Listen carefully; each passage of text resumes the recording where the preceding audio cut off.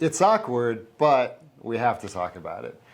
If you're struggling to ask your OB/GYN questions because you're too embarrassed, you're not alone. In this video, we're going to answer those questions and help you bridge the gap.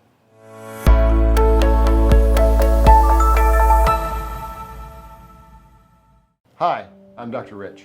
My passion is to empower women with practical knowledge about the world of women's health. Today, we have Darcy Camacho. She is our research coordinator and emergency department nurse. Thanks for coming. Thank you for having me.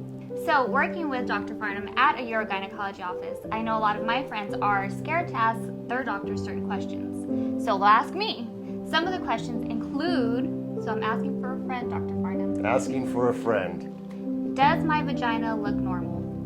So, you'd be surprised. This is not at all an uncommon question, and people can get embarrassed to ask about this. So, what we have to understand is there is a wide variation in shapes, sizes. Probably the number one thing is what's called the labia. So there's the labia majora, which are the big ones, and the labia minora, which are kind of inside. All right. So those may be as small as 1 centimeter, or they may be as long as 7 centimeters. So the range that you might observe may not be the range that actually exists for society, the range that different people will have. So I would say that almost always that is just normal variation. People have different sizes and shapes of noses, ears, everything. So rarely, there are women who actually have an enlargement of the labia minora to the point that it's actually physically uncomfortable, particularly with certain specific activities, namely bicycling, horseback riding, this kind of thing. And there could be a circumstance where a surgical repair or reduction is warranted. Okay. Now, there is a whole separate field of cosmetic gynecology where people are displeased with the appearance and they seek out a repair. There's nothing wrong with that. People may want to, maybe it gives them better self-esteem, and that's totally fine. And Jessica, there you have it. Perfect. And moving on, question number 2. Is it normal to leak when I cough, laugh, or sneeze? So, incontinence, urinary incontinence, or leakage is a very common condition. So actually, a third of all women will have this.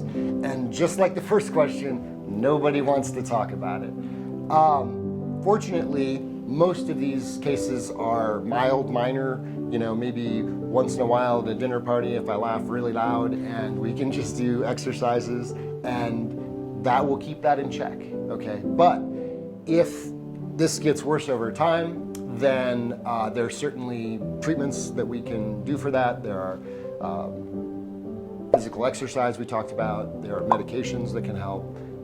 And in, bad cases, we could actually look at doing some type of surgical repair. Now, what would cause this? Why would somebody leak? Well, most people think it's just like part of aging. In fact, that's what a lot of people tell their friends, tell their children is going to happen. The reality is this is a disease condition, and it is caused by weakness of the connective tissue. Now, primarily this happens because of childbirth, but there are a number of other risk factors, including heavy lifting, some type of instrumented delivery, if there's forceps or vacuum that can actually increase that risk, smoking, anything that affects the tissue quality. There are certain genetic diseases that actually predispose to weakness of the connective tissue.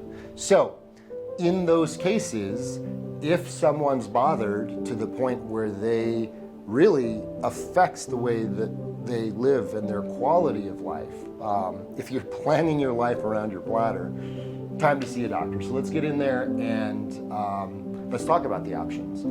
Again, some of them minor in the office procedures, some of them minor surgical procedures. So it is common and there is an easy treatment. So was this Jessica or who's the culprit here? Pretty sure it's Jessica. I know Monica's going to ask me what kind of exercises. Monica. All right, so the exercises would be something called Kegels. Everybody's heard of them. Essentially, it is a way to tighten the pelvic diaphragm, the muscles that support the pelvis, and just like any other muscle, you have to provide strength. Now, the root cause is actually weakness of the connective tissue. Now, we can't fix, per se, the connective tissue. We can improve it, but we can't fix it. But we can strengthen the muscles to kind of compensate for that weakness. And ultimately, we can get I would say, stabilization of the symptoms and maybe even get some improvement. But if we're looking to get this out of our life, that's usually going to be a surgical option. So the next question, why does sex hurt? So this is also no question. People don't want to talk about this. So the medical term for this is dyspareunia. Okay, so we're going to hear a lot of fancy medical terms. I think the key to understanding sexual pain is to be very curious about the patient's history. So we have to understand, when does this happen? Does it happen only in the beginning? Does it happen only with deep penetration? Does it happen even without sex? All of these different conditions are going to uncover a differential of a number of different causes. So if we just want to talk about one cause, which would be what's called deep dyspareunia, so only pain when you're in the sex act, right? So deep inside, and then you feel pain. So that's usually anatomic. So that means that there's something in there causing the pain. I would say most commonly would be something called endometriosis. Also, there's something called fibroids, which are smooth muscle tumors in the uterus that can cause that. Now, if we're talking about pain only at the opening, oftentimes this is an issue of either the nerve endings, either they're hyperactive, or there is what we call vaginismus, another fancy word, which means there could have been something in the patient's history that makes them have a negative thought or connotation about sexual activity, and involuntarily the muscles will just contract. But that can even prevent you from having sex, okay? And so that would be a totally different management. That would be more of a physical therapy type of strategy.